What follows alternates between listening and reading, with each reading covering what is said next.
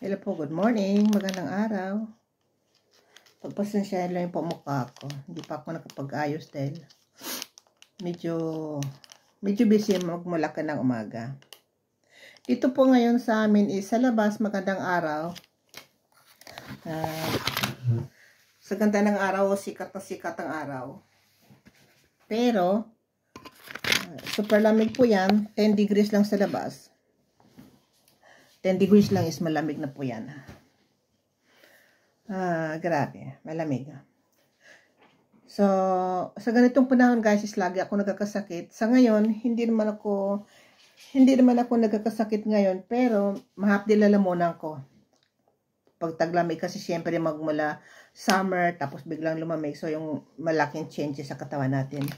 Pero, yung aking kasama is nagkasakit siya ng 6 days. Pero ako, umiinom ako nito, so hindi ako nagkakasakit. Dati ganitong panahon, lagi akong may fever. Pero ngayon, no worries na po ako dahil ang barley is talagang nagpapalakas sa atin, nagbigay sa atin ng extra, nagbibigay sa atin ng extra energy. Malakas po ito pang pa-boost ng immune system. So yes guys, ganito lang po ang pagtimpla ng barley. Haluin lang natin sa isang basong tubig. Kasi may mga nagtatanong dyan. So, sa kagandahan talaga po ng pure, wala talaga siyang halo. Ang dali lang niya talagang mas dissolve sa tubig. Hindi siya nagbabubbles, hindi siya nagkaroon ng hindi siya nagbibilog-bilog dahil talagang pure po siya. Wala po siyang halong ibang ingredients. Pure po siya. Ayan. Madali lang po. Tapos halo lang. Pwede ito gamitin sa maligam-gam na tubig pero hindi kulo. Kasi pagka kumulo yung tubig is masisira yung enzyme niya.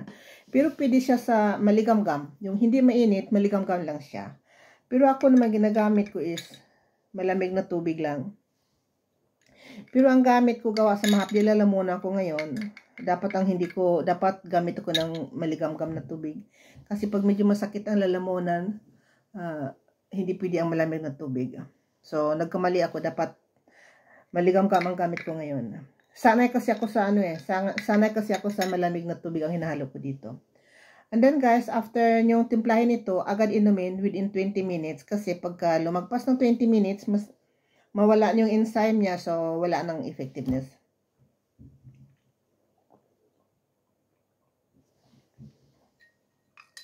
Ang sarap na lasa, unang-una hindi ko gusto ang lasa. Pero yung sa katagalan, pang 3 sachet na, parang matamis-tamis. Hindi naman siya matamis, pero yung maganda yung lasa. Nagustuhan ko.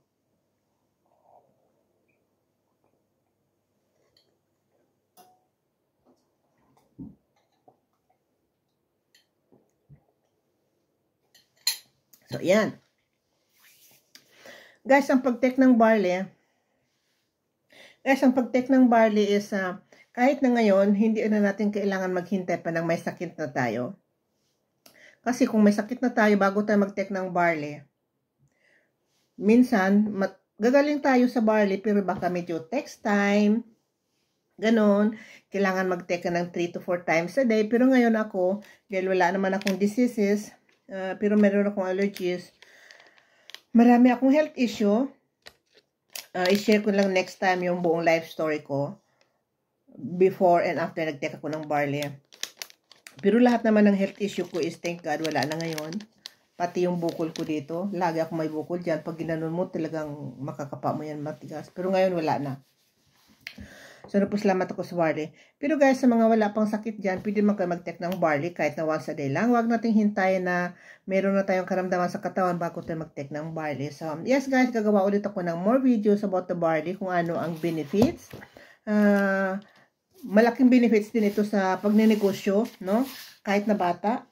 In fact, meron ditong kumita sa barley. 13 years old pa lang, 13 years old pa lang siya, estudyante siya. Pero ang kinikita niya ngayon sa isang semana niyang kita, 1 week lang, in just 1 week income, 200K. So, kung gusto niyong kumita ng ganung halaga, PM nyo lang ako and isi-share ko sa inyo lahat. Pagpalain tayo ng Diyos, huwag mag-isip sa hirap. Laging may pag-asa dyan sa labas ng mundo natin. Kailangan lang natin lumabas sa ating comfort zone. So, yun lang guys. Isi-share ko sa inyo ngayon. Bye-bye muna.